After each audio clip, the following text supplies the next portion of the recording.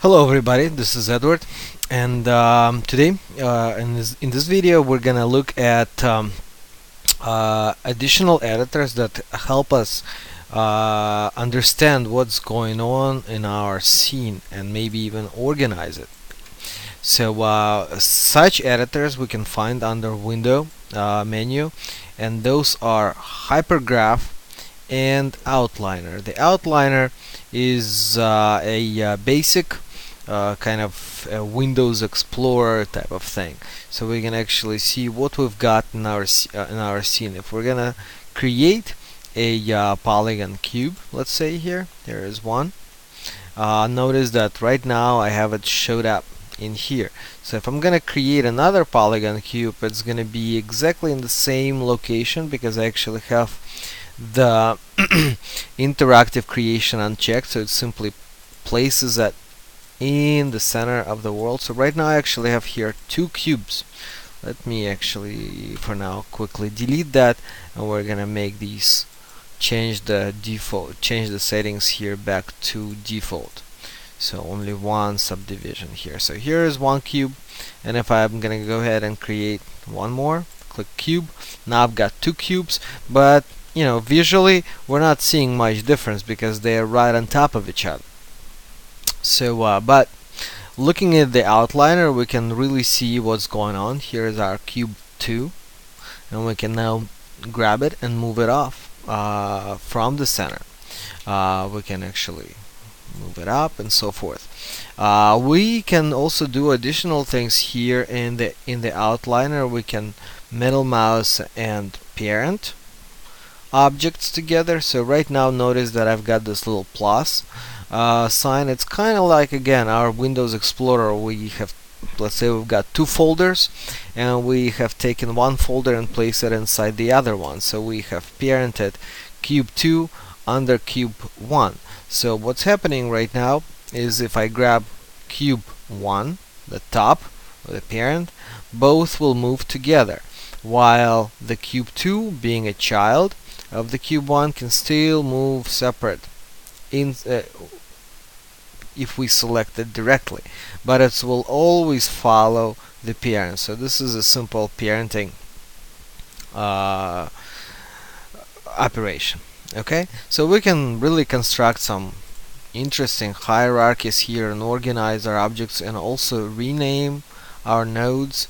So where is it? We can just probably double click here and say my main cube and child cube. That way we'll know what we are dealing with. So we'll know exactly that the child will always follow the parent. So this is the outliner, and we've got a very similar but probably more robust in terms of constructing some complex hierarchies, and that is a hypergraph. But right now we're only gonna look at the basics here. Show all.